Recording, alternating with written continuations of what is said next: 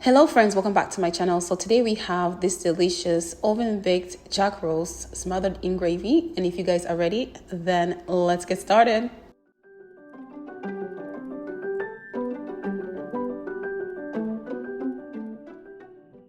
So to get started, we are going to start with our seasoning. So I'm adding 1 teaspoon of turmeric powder, 2 teaspoons of roasted brown butter, 2 teaspoons of complete seasoning, 1 teaspoon of garlic powder, 1 teaspoon of tenderizer, 1 teaspoon of smoked paprika, 2 teaspoons of chimichurri seasoning, 1 teaspoon of brown gravy, 1 tablespoon of brown sugar. So you want to go ahead and mix everything like that.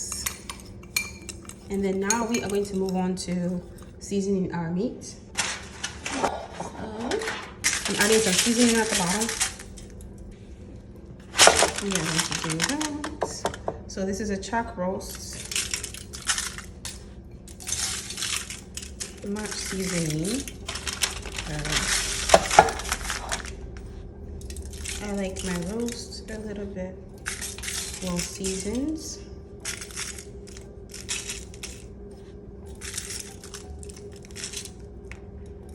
Okay, so I'm gonna save some to make the gravy for the next part. I think this, yeah, that much. So I love butter flavors, so I'm gonna add some butter, just like that. Don't ask why, I just love butter. So this is 1 tablespoon of butter.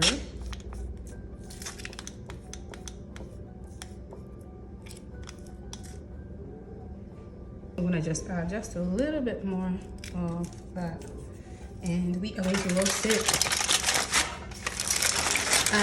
So we are going to bake it for about 2 hours, and it's going to be at 350 Fahrenheit. And we'll be right back. So after about 2 hours and 30 minutes, we are going to go ahead and start making our gravy. So over here in this pan, I'm heating it at medium high, and basically I'm melting about 2 tablespoons of butter, and then I'm gonna add in some onions. So over here, this is grated onion. I added a half yellow onion as well as 4 cloves of garlic, and I blended them together.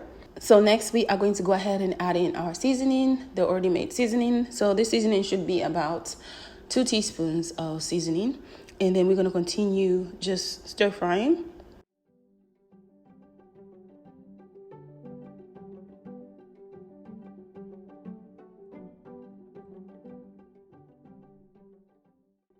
So after stir frying for a little bit, we are going to go ahead and add in our gravy. So the gravy is going to be 1 teaspoon of gravy plus a 1/3 cup of water, and then we're going to stir it and then pour it into our pan, as you guys can see over here.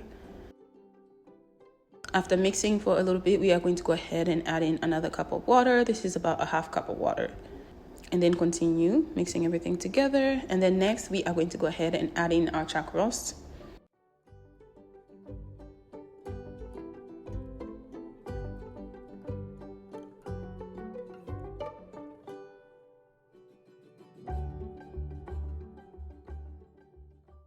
So after adding our chuck roast to the pan, I went ahead and started reducing the oil from the sauce, as you guys can see me over here on the left side. So over here, I just used a paper towel to help reduce that, and I also went ahead and used a spoon to help reduce that, because we don't want to get rid of that sauce. We want to add it back to the chuck roast so that way you can have all the flavors.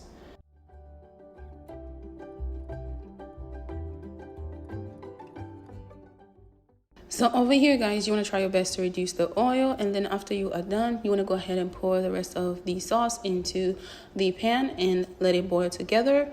And then you want to go ahead and continuously mix. So our boiling time is going to be for about 10 minutes. Next, you want to go ahead and make about 1 teaspoon of cornstarch plus 2 tablespoons of water, and then you want to mix it together in there so you can thicken the soup.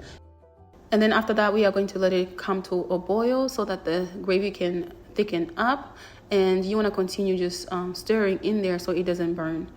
So after letting it boil for a little bit, guys, I went ahead and added some Italian seasoning because we just wanted to, you know, put something in there, I guess.